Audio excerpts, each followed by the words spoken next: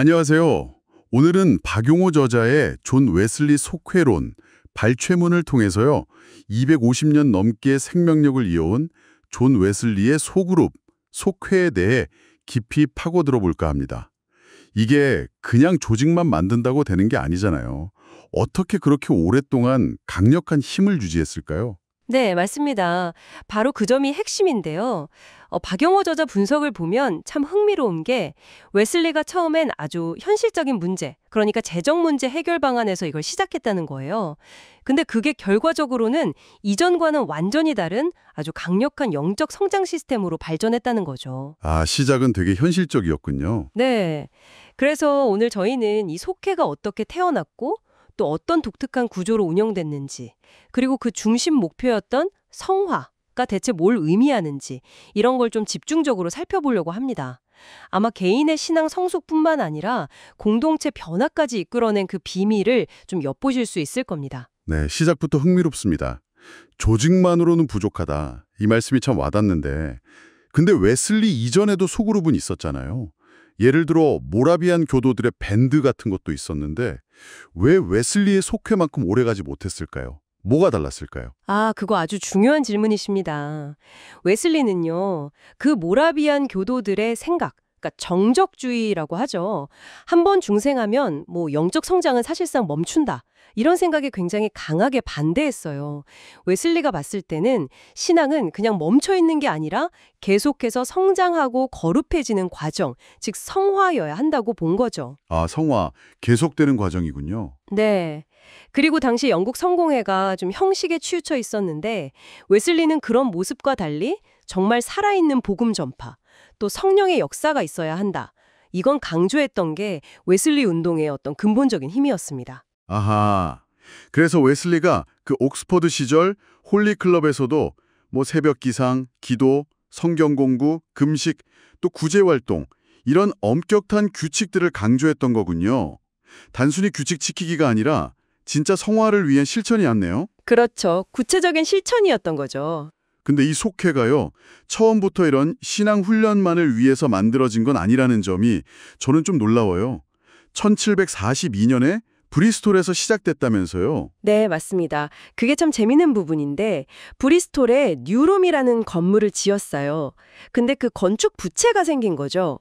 이걸 어떻게 갚을까 논의하다가 정말 우연히 탄생했어요. 12명씩 조를 짜서 매주 1페니씩 헌금을 걷는 책임자를 둔 거예요. 아, 모금 때문에요? 네. 근데 이 책임자들이 단순히 돈만 걷는 게 아니라 이렇게 매주 각 가정을 방문하면서 사람들 형편을 살피게 된 거죠.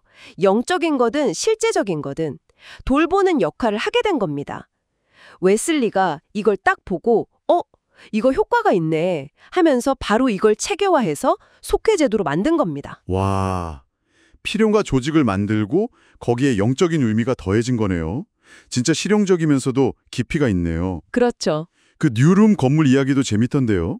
폭도들 공격 피하려고 일부러 창문 없이 지었다는 이야기도 있고 그냥 예배만 드리는 곳이 아니라 약국, 학교, 구제소 역할까지 했다니 당시로서는 정말 파격적이었겠어요. 네, 맞아요. 그 시대 상황을 생각하면 대단한 거죠. 그리고 웨슬리는 또 모든 신자들의 영적 수준이 다 같지 않다는 걸 아주 잘 알았던 것 같아요. 그래서 단계별로 소그룹 시스템을 운영했습니다. 가장 기본 단위가 이제 속회, 클래스인데요.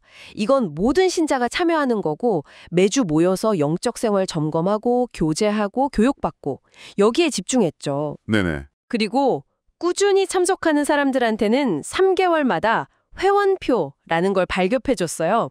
소속감을 확인시켜준 거죠. 회원표요? 뭔가 징표 같은 거네요. 네.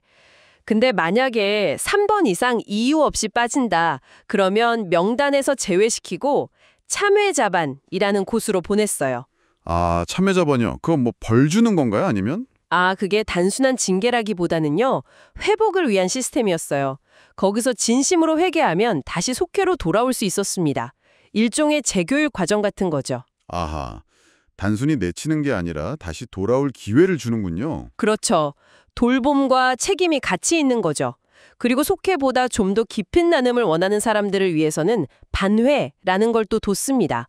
여기는 믿음이 좀 성장한 사람들을 선발해서 서로의 죄를 솔직하게 고백하고 권면하고 위로하면서 아주 깊은 영적 책임을 나누는 모임이었죠. 서로 죄를 고백한다고요? 네, 가톨릭의 고해성사는 신부님한테 하는 거잖아요. 근데 이건 상호 고백 형태였다는 게 좀 특징입니다. 아, 그건 정말 대단한 신뢰가 필요했겠는데요. 그렇죠. 그리고 더 나아가서 영적으로 아주 성숙해서 완전을 추구하는 이들을 위한 선발신도회라는 것도 있었어요. 여긴 더 엄격했고요. 야, 정말 체계적이네요. 그냥 뭐 친목도 모아는 그런 모임이 아니라 개인의 영적 상태에 딱 맞춰서 책임과 훈련을 강조하면서 성화를 향해 나아가도록 이끄는 그런 시스템이었군요. 특히 그 회원표나 참여자반 같은 제도는 요즘 좀 느슨해진 소그룹 문화에 시사하는 바가 참 커 보입니다. 맞습니다. 이 모든 시스템이 제대로 돌아가게 만든 핵심 동력이 바로 평신도 리더, 속장, 클래스 리더였어요. 속장은 그냥 관리자가 아니었습니다. 작은 목자로서 매주 속회원들을 직접 방문해서 영적 상태를 살피고 권면하고 위로하는 이 돌봄의 책임을 다했던 거죠. 아, 목회자만 돌보는 게 아니라 속장이 직접요? 네. 웨슬리가 속장에 세울 때요, 사회적 지위나 학식 이런 걸 본 게 아니라 아무리 평범하고 보잘것없어 보이는 사람이라도 실천적인 신앙이랑 돌보는 마음만 있다면 세우라고 조언했다는 점이 참 인상적입니다. 와, 정말 파격적인데요. 목회자의 아주 중요한 파트너였던 거네요. 그렇죠. 평신도 사역의 중요성을 일찍부터 간파한 거죠. 그 속장이 먼저 자신을 드러내면서 나눔을 이끄는 마중물 원리 이야기도 흥미롭더라고요. 리더가 먼저 마음을 열고 자신의 약함이나 경험을 나눠야 다른 사람들도 따라온다는 거잖아요. 네, 맞아요. 리더의 솔선수범이 아주 중요했죠. 그리고 이 모든 구조, 이 모든 활동의 궁극적인 목표는 결국 웨슬리 신학의 핵심, 바로 성화, sanctification이었습니다. 성화라는 건 죄로부터 구별되어서 거룩하게 되는 것, 그러니까 그리스도인의 삶 전체에 걸쳐서 계속 성장하는 걸 의미합니다. 일회적인 사건이 아니라 과정이라는 거군요. 네, 평생에 걸친 과정이죠. 속회는 바로 이 성화를 이루기 위한 가장 중요하고 효과적인 도구였던 겁니다.